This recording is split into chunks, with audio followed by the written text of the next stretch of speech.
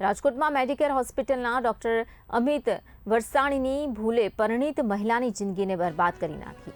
Medical હોસ્પિટલની ઘોર બેદરકારી સામે આવી છે। પરિવારનો આક્ષેપ છે કે તાવની સારવાર માટે દાખલ થયેલા મહિલાને સારવાર દરમિયાન ઇન્જેક્શન અને દવાનો હેવી ડોઝ અપાતા મહિલાના વાળ ખરી ગયા અને શરીરની ચામડી ઉડી ગઈ, તેમજ મહિલાને ડાયાબિટીસની બીમારી પણ આવી છે। તો અન્ય ડોક્ટરને કન્સલ્ટ કર્યા, જ્યાં ડોક્ટર અમિત વરસાણીની તમામ દવાઓ તાત્કાલિક બંધ કરવામાં આવી। મેડિકલ હોસ્પિટલમાં 25 લાખથી વધુનું બિલ વસૂલ્યું અને સામે મળ્યું છે જીવનભરનું દુઃખ। 2024માં જિલ્લા કલેક્ટર એસપી આરોગ્ય મંત્રીને રજૂઆતો છતાં ડોક્ટર સામે કોઈ કાર્યવાહી કરવામાં નથી આવી, તે અંગેની પણ માહિતી સામે આવી છે। ત્યારે આરોગ્ય મંત્રીને રજૂઆત બાદ ગુજરાત મેડિકલ કાઉન્સિલે પીડિત અને ડોક્ટર બંનેને સાંભળ્યા હતા।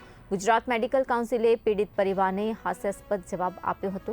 ડોક્ટરને ઠપકો આપ્યાનો ગુજરાત મેડિકલ કાઉન્સિલે પીડિત પરિવારને જવાબ આપ્યો છે। ત્યારે ડોક્ટર અમિત વરસાણી સામે પોલીસ ફરિયાદ કરી ન્યાય માટે મહિલાના પરિવારની માંગ ઉઠી રહી છે। મને તાવ આવવાના કારણે રાજકોટ દાખલ થયા હતા। ડોક્ટરે બોલતું મારે ચામડી વાળ ને બધું વહી ગયું હતું। આ બધી ચામડી વહી ગઈ, વાળ વહી ગયા, નખ વહી ગયા। બસ 2 વર્ષ થયા પણ હજી મેળે આવ્યું નથી અને ડોક્ટરની દવા બીજા ડોક્ટરની ચાલુ।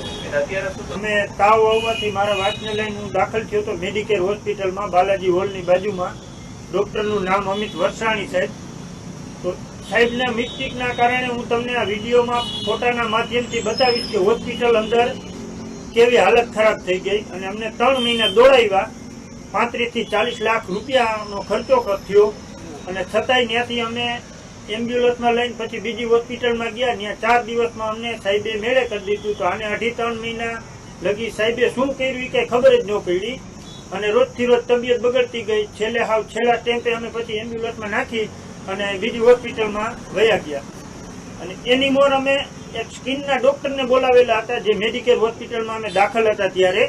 તો એ સ્કિનના ડોક્ટરે આ સાહેબની બધી દવા બંધ કરી દીધી। સ્કિનના ડોક્ટરે આ મેડિકેર હોસ્પિટલના ડોક્ટરને પછી અમને સાંજે ખબર પડી કે આ સાહેબને કાંઈ ખબર નથી પડતી, એટલે એના કારણે અમે પછી લગભગ અઢી મહિના થવા આવી છે।